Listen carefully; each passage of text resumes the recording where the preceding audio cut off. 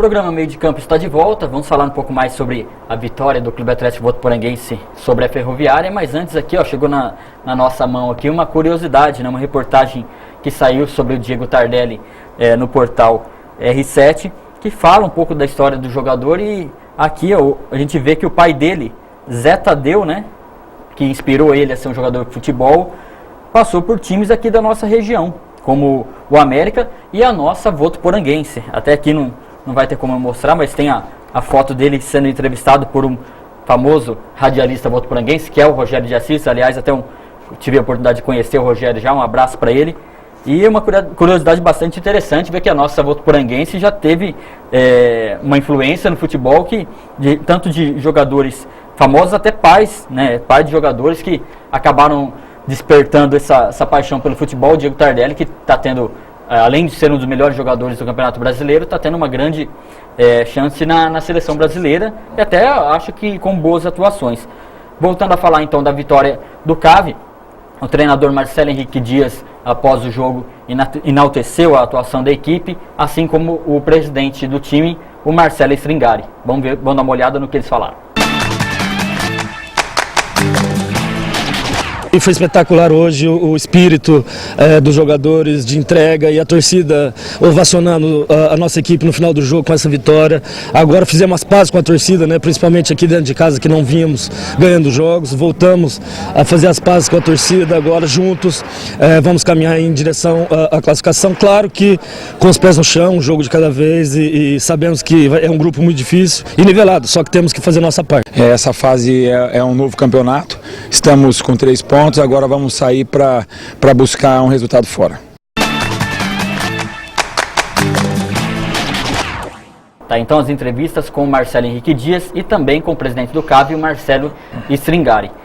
Na sequência da competição, a Votuporanguense joga contra Independente fora de casa na próxima quarta-feira, dia 1º, às 8 horas da noite.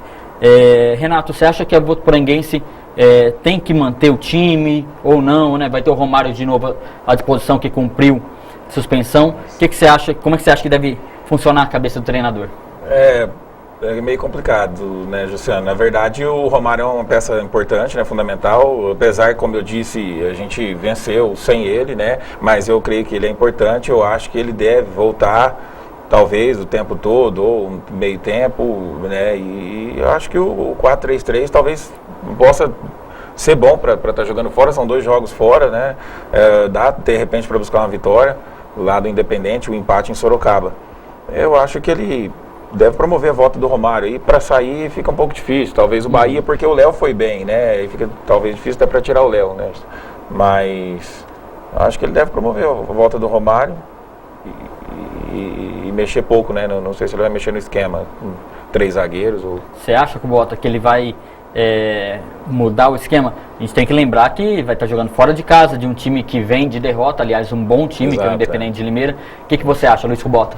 Olha, eu acho que quando o pessoal fala no esquema 4-3-3, que é um time que é muito ofensivo, isso depende dos atacantes. Se os atacantes, sem a posse de bola, recompor na marcação também, dar o primeiro combate, o time pode jogar tranquilamente nesse esquema, né? A história já diz isso, né? Os atacantes ajudando na marcação pode jogar tranquilamente, e é uma dor de cabeça positiva para o Marcelo, né? Para o nosso treinador, porque tem um atacante como o Romário, qualquer time desse torneio gostaria de ter, né? E quarta-feira, eu acho que o Clube Atlético Votuporanguense tem que jogar no erro, no desespero do Independente, porque eles vêm de uma derrota. Eles têm a pressão de jogar em casa com uma derrota já na primeira partida.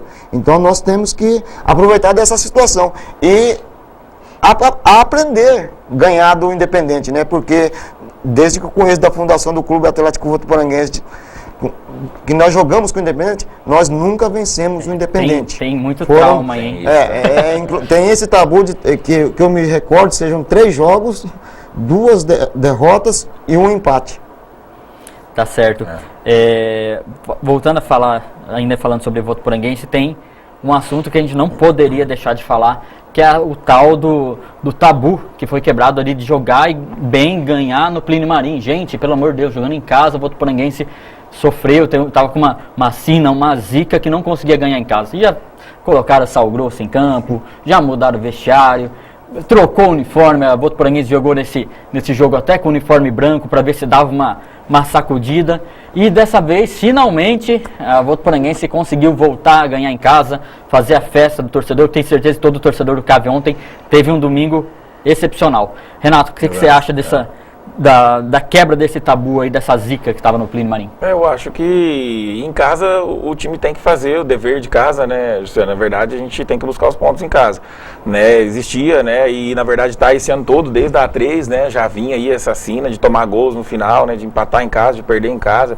Fizemos poucos jogos bons em casa, enfim, mas acho que ontem o time foi para frente, evoluiu, né, teve iniciativa de buscar o resultado o tempo todo, e isso vai trazer mais o torcedor, né, para a próxima. Aqui a torcida é assim, ela apoia quando o time está bem e vai cobrar quando não está bem, né, a gente já está acostumado. Acho que os jogadores têm que se acostumar com isso, né, eles têm que acostumar com essa pressão aqui para que, se eles quiserem evoluir na carreira, né, eu acho que é isso. E já houve uma prova ontem que deu certo.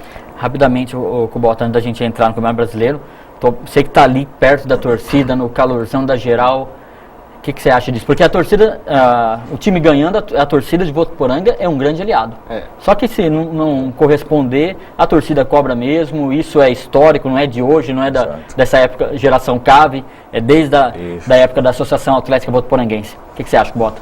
Então, eu acho que no jogo de ontem, a Ferroviária contava com esse fator. Pressão da torcida sobre o time da casa. Só que isso não aconteceu. Isso não aconteceu. A torcida apoiou, né? A torcida apoiou. A torcida, muita gente diz que a nossa torcida é muito exigente. É a mais exigente. É difícil trabalhar aqui.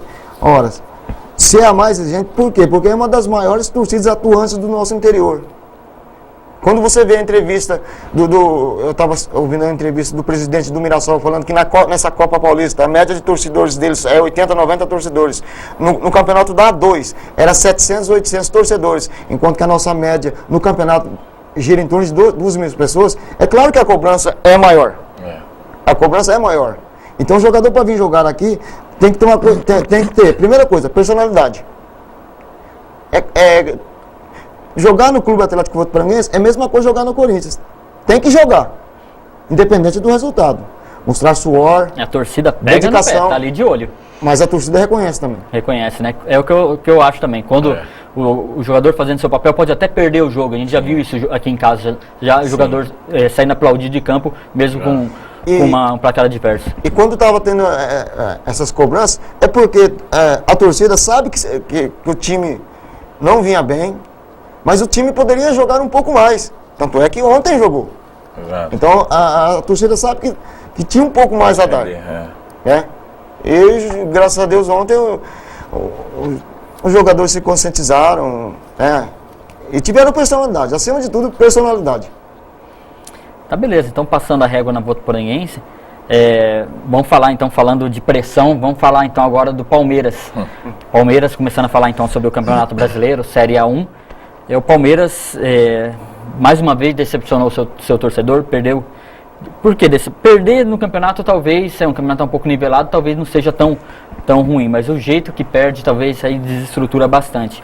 O Palmeiras perdeu de 3-1 para o Figueirense, jogando fora de casa, após estar na frente no placar. O Cristaldo fez 1-0 para o Palmeiras aos 35 minutos do primeiro tempo. O Palmeiras mandou nas ações e boa parte do jogo. Teve a chance de fazer o segundo gol, numa chance mais clara, que até fica caracterizada, talvez até o motivo da derrota. O Valdívia, aos 23 minutos do segundo tempo, o Palmeiras estava vencendo até os 23 minutos do segundo tempo, teve uma chance claríssima de fazer o gol, não chutou porque não quis, decidiu passar a bola. O Palmeiras, estou confundindo bastante agora. O Palmeiras acabou perdendo a chance de fazer o segundo gol. E aquela máxima do futebol que a bola pune. Menos de 10 minutos depois, aos 30 minutos, dos 30 aos 35 minutos, o Figueirense foi para o ataque e fez a festa. Foram 3 gols, aos 30, aos 32 e aos 35. E mais uma vez o Palmeiras envergonha o torcedor, uma derrota bastante dolorosa. Na saída do campo, o Valdívia assumiu a culpa pela derrota, dizendo que aquele lance que ele perdeu o gol foi crucial para o desempenho do time. Kubota, o que você tem a falar desse Palmeiras que parece que não vai?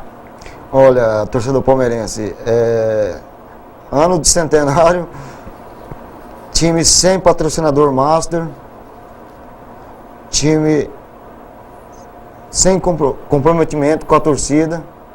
É doloroso falar isso, torcedor palmeirense. Eu sou palmeirense, por isso que eu falo isso, né? Mas eu acredito que essa fase do Palmeiras já vem de tempos atrás, de más administrações passadas, começando, na minha concepção, começando com o senhor Luiz Gonzaga Beluso, passando para o senhor Arnaldo Tironi, e esse Paulo Nobre ali, que também, tá difícil, muitas vezes omisso, né?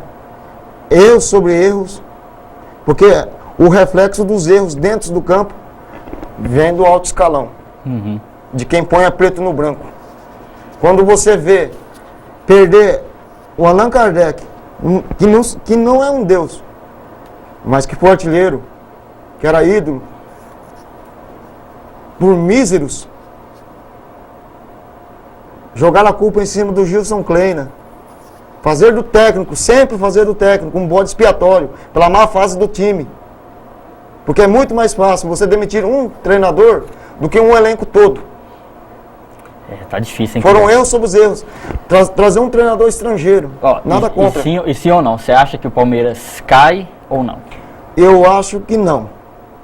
Tá. Eu acho que não, mas vai ser na... Otimista. E você, Renato, o que você acha? Palmeirense também, né, Luciano? A gente, estamos tudo em palmeirense aqui, acho, né? E é difícil, é uma realidade que a gente já viu, né? Duas quedas, a terceira está aí, iminente. Ontem a gente até conversava em off aqui, eu compartilho de uma opinião sua. Ontem foi um jogo assim que a gente esperava, deu 15 minutos, 20 do segundo tempo, 25, 1-0. Falei, poxa, acho que agora vai. Até vimos de uma vitória importante em casa, né?